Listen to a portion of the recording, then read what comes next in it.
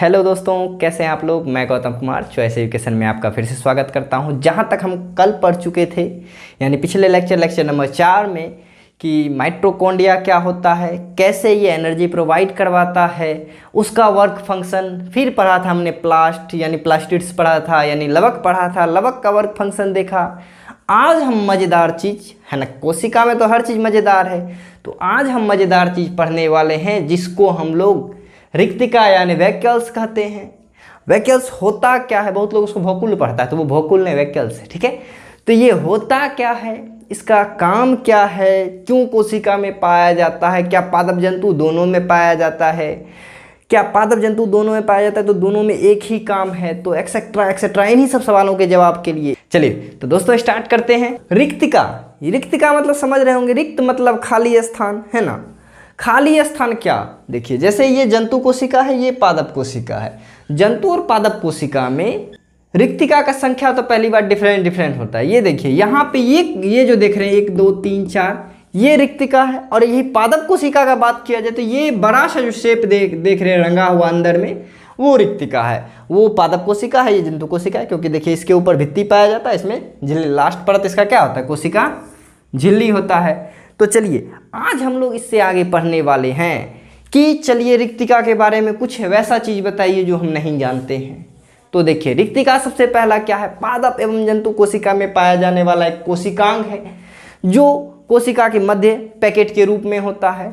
रिक्तिका का जो झिल्ली होता है, देखिए यहाँ है रिक्तिका, जैसे कोशिका के झिल्ली को हम कोशिका झिल्ली कहेंगे, उसी तरह से रिक्तिका के झिल्ली को रिक्तिका झिल्ली नहीं कहेंगे। बोले का मतलब हो गया सर जी आप बोले वैसे ही, तो वैसे नहीं कहेंगे। रिक्तिका का यानी इसका जो ये सबसे आउटर लेयर होगा, इसको हम लोग कहेंगे टोनोप्लास्ट, टोनोप्लास्ट कहेंगे, ठीक है। तो रिक्तिका के परत को यानी रिक्तिका के झिल्ली को एक स्पेशल नाम दिया गया है टोनोप्लास्ट। तो चलिए अब देखिए हम लोग देखते हैं कि रिक्तिका का काम क्या है। सबसे पहले रिक्तिका समझ गए ना, कोशिका के बीच ना खाली स्थान ऐसा पैकेट पड़ा हुआ होता है जिसको रिक्तिका कहेंगे। बोलिएगा रिक्तिका मतलब होता क्या है सर जी। देखिए रिक्तिका मतलब तो समझ जाइए कि ये कोशिकांग है, ये भी कोशिका के बीच पाया जाता है। इसका देखिए जंतु कोशिका और पादप कोशिका में इसका संख्या डिफरेंट होता है। पादप कोशिका में इसका संख्या बहुत ही सीमित मात्रा में कम होता है, लेकिन आकार बहुत बड़ा होता है, जैसा कि आप देख पा रहे हैं इस फोटो में। लेकिन जंतु कोशिका में इसकी संख्या अधिक होती है, लेकिन आकार छोटा छोटा होता है। जहां तक पादप कोशिका का बात किया जाए तो पादप कोशिका में कभी कभी जब कोशिका बहुत विकसित हो जाता है तो 90% एरिया सिर्फ और सिर्फ ये रिक्तिका कवर कर लेता है। तो देखिए हम क्या बोलेंगे कि जो पादप कोशिका वाला रिक्तिका है उसको एक अलग नाम दे देते हैं। बोलिएगा सर काहे अलग नाम देंगे। तो देखिए रिक्तिका के अंदर ना ये जो जंतु कोशिका में पाया जाता है उसको तो रिक्तिका बोल देते हैं, लेकिन पादप कोशिका में पाए जाने वाले रिक्तिका को हम लोग एक अलग नाम देते हैं जिसको हम लोग रसधानी कहते हैं। राजधानी नहीं, रसधानी। तो रसधानी मैंने रस का कोई पैकेट, तो बोलिएगा सर उसमें रस होता होगा। देखिए इसमें ना रस की तरह ही होता है, जेली ऐसा पदार्थ भरा हुआ रहता है जिसमें शर्करा, एमिनो एसिड और प्रोटीन पाया जाता है। यानी ये खाद्य पदार्थ के भंडारण का काम करता है पादप कोशिका में, कि कोशिका को भूख लग गया थोड़ा सा निकाल के दे दें। माइटोकॉन्ड्रिया अपना एनर्जी लेके बनाएगा एटीपी, है ना। चलिए लेकिन इसमें बोलिए जंतु कोशिका में इसका क्या काम होगा, सबसे बड़ा काम ना ये क्या करता है कि पूरे घर में जैसे कचरा होता है हम डस्टबिन रखते हैं ना जी, उसी तरह से ना कोशिका में यदि कचरा कहीं मिल जाता है तो उसके लिए एक डस्टबिन भगवान ने बना के दिया है, जिसको हम लोग क्या कहते हैं, रिक्तिका कहते हैं, जंतु कोशिका के लिए। तो चलिए इसका एक कार्य देख लेते हैं। पहला काम होता है इसके अंदर लिक्विड भरा हुआ रहता है, तो जल संतुलन इसका सबसे पहला काम है।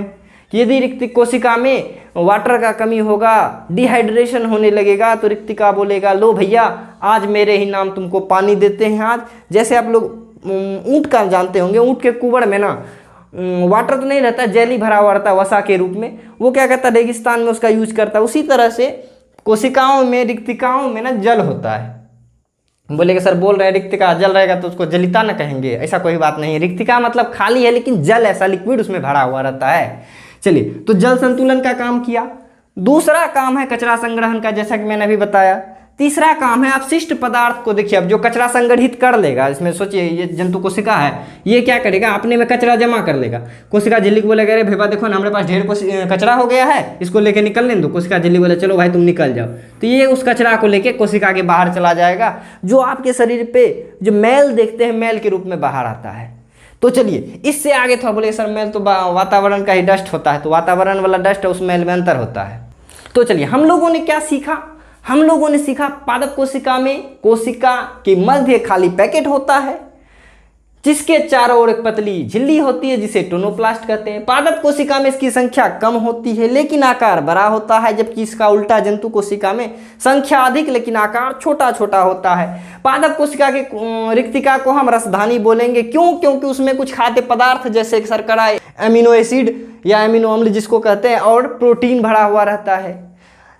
अब देखिए पादप कोशिका का रिक्तिका ये है, जंतु कोशिका का रिक्तिका ये है। बोले सर कोशिका का फोटो बनाना नहीं सिखाए, तो उसका ना एक अलग से वीडियो अपलोड कर दिया जाएगा, तो उसमें मैं ना जंतु कोशिका पादप कोशिका दोनों का डाल दूंगा, आप लोग जरूर देखिएगा उसको, या लिंक मैं डिस्क्रिप्शन में दे दूंगा बाद में। चलिए तो इसके आगे हम लोग देखते हैं कि इसके बाद क्या पढ़ना है। रुकिए, तो यदि आप लोग स्क्रीनशॉट लेना चाहते हैं तो स्क्रीनशॉट ले लें, तो मैं इसको मिटा रहा हूं। चलिए तो इसको हम अभी मिटाते हैं और फिर हम लोग पढ़ेंगे इसके आगे।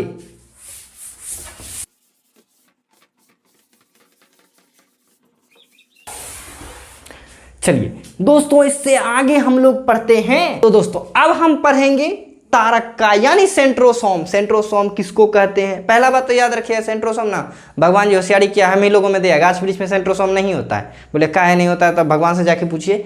ये सिर्फ जंतु कोशिका में पाया जाता है ना। तो क्या कहेंगे, जंतु कोशिका में पाया जाने वाला केंद्रक के पास पाया जाने वाला एक बेलनाकार संरचना है। मतलब कि यह बेलनाकार टाइप का, बेलना समझ न रहे हैं जिससे बचपन में मार खाए होंगे कभी, उसी को बेलना कहते हैं। अरे रोटी को ना रोल करते हैं, तो बेलनाकार संरचना का पाया जाता है, जिसे माइक्रोस्कोप से देखिएगा तो चमकता चमकता दो सर्कल दिखाई देगा। जिस चमकते हुए सर्कल को सेंट्रियोल कहेंगे। क्या कहेंगे उसको? सेंट्रियोल, ठीक है। और उस सर्कल में पतले पतले लाइंस होते हैं ट्यूब के ऐसे, जिसको हम लोग कहेंगे माइक्रोट्यूबुलस। क्या कहेंगे? माइक्रोट्यूबुलस। तो बस इतना ही इसके बारे में। बोले कि क्या मतलब हुआ सर, खाली नाम बता दिए? सुनिए पहले, जंतु कोशिका में पाया जाने वाला वह सूक्ष्म कोशिका जो केंद्रक के समीप होता है। माइक्रोस्कोप से देखने के बाद इसमें दो वृत्तीय संरचना चमकती हुई दिखाई देती है, जिसे सेंट्रियोल कहते हैं। इसमें कुछ लंबी नलिकाएं जुड़ी होती है जिससे मिलके सेंट्रोसोम बनता है, यानी तारक का जिससे मिलके बनता है, उसको माइक्रोट्यूबुलस कहते हैं। इसके बारे में सबसे पहले टी.एस. बोबड़ी साहब ने बताया था, बहुत ज़्यादा 1920 लगभग ईस्वी में इसके बारे में बहुत ज़्यादा जानकारी दिया था। ठीक है, ये देखिए नॉर्मल स्ट्रक्चर देखिए, यह केंद्रक है, इसके बगल में ऐसा सेंट्रियोल होता है, इसको यदि सही से देखा जाए तो ऐसा दिखाई देता है। इसका काम क्या है? कोशिका विभाजन में मदद करना, क्रोमोसोम को सुरक्षा देना। मतलब कोशिका का जब विभाजन होता है ना, तो उस समय सेंट्रियोल दोनों साइड का आपस में कनेक्शन बना लेता है। ठीक है, तो सेंट्रियोल क्या करता है? क्रोमोसोम की सुरक्षा करता है। बोले ये क्रोमोसोम नाम का क्या प्राणी है, तो इसको आगे पढ़ने वाले हैं। तीसरा फ्लैजिला का निर्माण करता है। फ्लैजिला क्या होता है? पुछड़ी समझते हैं? स्पर्म में आप लोग देखे होंगे पीछे ना एक छोटा सा पूंछ होता है, जिससे ऐसे ऐसे करके आगे बढ़ता है। या आप लोग पैरामीशियम में देखे होंगे फ्लैजिला होता है, जिससे जैसे मछली का पंख देखें, पंख का क्या काम होता है? मछली को मूव कराना आगे में। इसी तरह से जितने भी सेल्स वगैरह होते हैं वो जो मूव करते हैं उसके लिए फ्लैजिला चाहिए होता है। तो फ्लैजिला क्या करता है? उसको चलने में मदद करता है। फ्लैजिला के निर्माण में कौन सहायक है? तो ये सेंट्रोसोम सहायक है। तो सेंट्रोसोम के बारे में इतना ही। तो चलिए इसको मिटाते हैं हम। आई थिंक आप स्क्रीनशॉट नहीं लिए होंगे, तो एक स्क्रीनशॉट ले लीजिए। बढ़िया। अब देखिए क्या, थोड़ा रुकिए। ठीक है, माइक्रोट्यूबुलस हमारा खत्म हो गया। मतलब ये क्या बोल दिए सर, हमारा माइक्रोट्यूबुलस कैसे खत्म हो गया? खत्म नहीं हुआ, मतलब हमने पढ़ लिया माइक्रोट्यूबुलस क्या है। नाम सबसे बड़ा अभी तक का यही था। एक पहले आया था प्लूरोन्यूमोनिया, किसी को याद है? सोनिया की भनमोनिया। प्लूरोन्यूमोनिया के बाद ये बड़ा नाम आया था माइक्रोट्यूबुलस। ये क्या है? माइक्रोट्यूबुलस तारक का यानी सेंट्रोसोम में पाया जाने वाला बेलनाकार संरचना है, जिससे मिल के क्या होता है, कंप्लीट लगभग 12 माइक्रोट्यूबुलस मिलके एक सेंट्रोसोम का निर्माण करता है। तो इससे आगे हम लोग पढ़ेंगे। अब ये अभी तक जो हम पढ़ रहे थे ये था मिड पार्ट। याद करिए, आउटर पार्ट में हमने कोशिका के बाह्य भाग में, बाह्य संरचना में 2 चीज कवर किया था, कोशिका झिल्ली, कोशिका भित्ति। उसके बाद हमने पढ़ा मध्य भाग, जिसमें सबसे पहले cytoplasm, protoplasm, endoplasmic reticulum, sorry Hindi में बोल दें, जीव द्रव, कोशिका द्रव, अंतःपरद्रवी जालिका, राइबोसोम, लाइसोसोम, गोल्जी काय, माइटोकॉन्ड्रिया, रिक्तिका, सेंट्रोसोम, इतना हमने कवर कर लिया है। इससे आगे बचता है आंतरिक संरचना।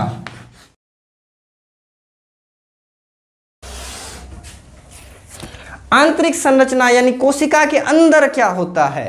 तो ये देखिए, अभी तक जो हम बना रहे थे, ऐसा एक साधारण सा कोशिका बनाए, इसके अंदर ये केंद्रक बार बार बना के हम लोग छोड़ देते थे। अब इस केंद्रक के बारे में पढ़ना है, तो केंद्रक का यदि बढ़िया सा फोटो बनाया जाए तो ऐसा होगा। इसके चारों ओर इसमें भी झिल्लियां होती है, जिसे केंद्रक झिल्ली कहते हैं। इसमें कुछ छोटे छोटे छेद होते हैं, जिसे केंद्रक छिद्र कहते हैं। इसके अंदर गाढ़ा दानेदार संरचना होता है, जिसे केंद्रिका कहते हैं। और इसके बगल में धागेनुमा संरचना होता है, जिसे क्रोमेटिन फाइबर या क्रोमेटिन जालिका कहते हैं। तो चलिए एक बार नामकरण कर दें। ये क्या है हमारा, तो ये केंद्रक है। अब यहां से हमने इसको बड़ा करके देखा तो ये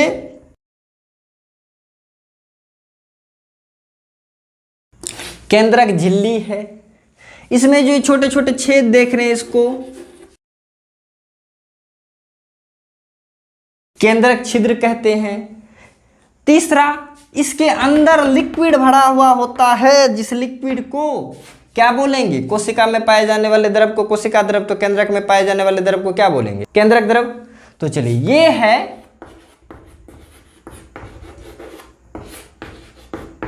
केंद्रक द्रव, ठीक है। अब देखिए, इसके बीच में जो एक गाढ़ा संरचना देख रहे हैं, मतलब कुछ मोटा सा बना दिए हैं, ये है केंद्रिका।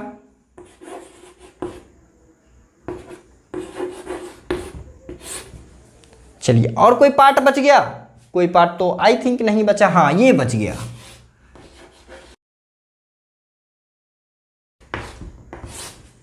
क्रोमेटिन जालिका क्या है। अब देखिए, हमको हर चीज के बारे में बारी बारी से पढ़ना है। तो चलिए शुरू करते हैं केंद्रक से। आपको ईस्वी तो याद होगा 1831 का।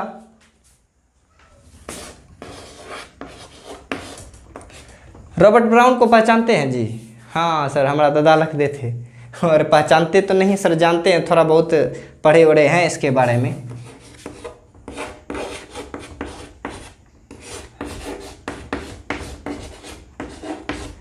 ये वो शख्स थे जिन्होंने सबसे पहली बार केंद्रक का खोज किया था, यानी केंद्रक को सबसे पहली बार कोशिका में डिस्क्राइब करने वाले लोग रॉबर्ट ब्राउन थे, जिसे हम लोगों ने पहले लेक्चर में कंप्लीट कर दिया। यदि आपने नहीं देखा तो पहले उसे देख लीजिए जाके।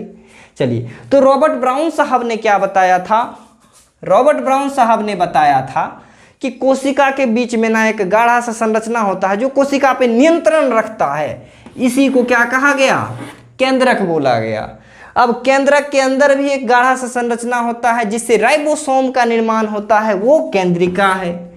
केंद्रक के अंदर भरे गए द्रव को केंद्रक द्रव कहेंगे। केंद्रक के चारों ओर एक झिल्ली होती है जिसे केंद्रक झिल्ली कहेंगे, और उसमें छोटे छोटे छेद होते हैं जिसे केंद्रक छिद्र कहते हैं। काम समझ जाइए, इसमें क्यों झिल्ली है, तो ये यूकैरियोटिक है। बोलिएगा ये सर नया नाम क्या बोली थी, इसके आगे पढ़ने वाले हैं यूकैरियोटिक, प्रोकैरियोटिक। हम मने यूकैरियोटिक और मतलब प्रोकैरियोटिक मतलब समझ जाइए जो हम नहीं हैं। चलिए, तो देखिए, यूकैरियोटिक कोशिका का क्या होता है कि हर कोशिकांग के ऊपर ना झिल्ली होता है। इसमें भी देखिए, ये केंद्रक एक कोशिकांग है, कोशिकांग के चारों ओर झिल्ली है जिसे हम केंद्रक झिल्ली बोल रहे हैं। बोले सर इसमें छोटा छोटा छेद काहे है, इसमें पानी नहीं घुस जाता है। देखिए, ये छेद किस लिए है कि केंद्रक के अंदर से पहला बात तो राइबोसोम को निकलने में मदद करता है, ठीक है। दूसरा, ये कोशिका द्रव का मटेरियल मतलब खाना वाना अंदर पहुंचाना या कचरा को बाहर निकालने में वो केंद्रक छिद्र यूजफुल होता है। समझ गए आप लोगों ने इसका। अब इसका देखिए मुख्य काम क्या क्या होगा केंद्रक का। तो केंद्रक का सबसे पहला काम होगा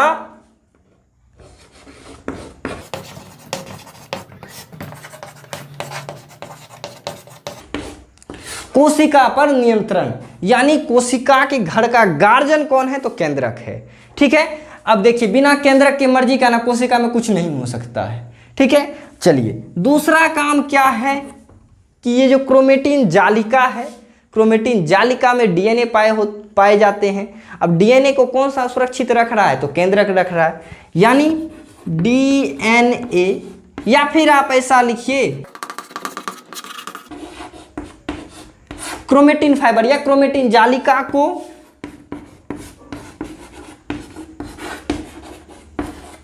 सुरक्षित रखना।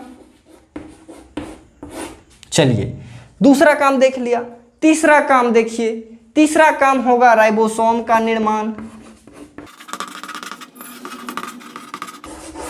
राइबोसोम का निर्माण, इसके बाद राइबोसोम या इसमें देखिए कहीं के बुक में ना आरएनए का निर्माण होता है, राइबो न्यूक्लिक एसिड का निर्माण। ठीक है ना।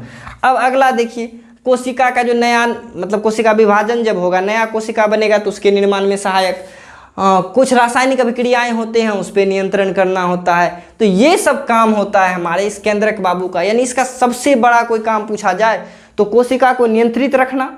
अब घर में गार्जियन का जो काम होता है वही इसका काम है, कोशिका को नियंत्रित रखना। यानी कोशिका देखो तुम हलचल उलचल नहीं करो, बगल में भी बहुत सारा भाई लोग है उसको परेशानी होता है, यही न सठियाता है तो लाइसोसोम फट जाता है। नहीं तो लाइसोसोम को मन में थोड़े होता है कि नहीं हमको फटना है, मरने के लिए कौन तैयार होगा। वो बेचारा उसको तो भगवान बोला है कि तुम भैया कोशिका का सुरक्षा करना, तो बगल वाले कोशिका की सुरक्षा के चक्कर में इसी को ले लेता है, इसको लेने के चक्कर में खुद सुसाइड कर लेता है, इसीलिए इसको सुसाइड बैग कहते हैं लाइसोसोम को। चलिए तो अब हम लोग थोड़ा सा इसका विजुअलाइजेशन कर लेते हैं, एक्चुअल में केंद्रक कैसा होता है।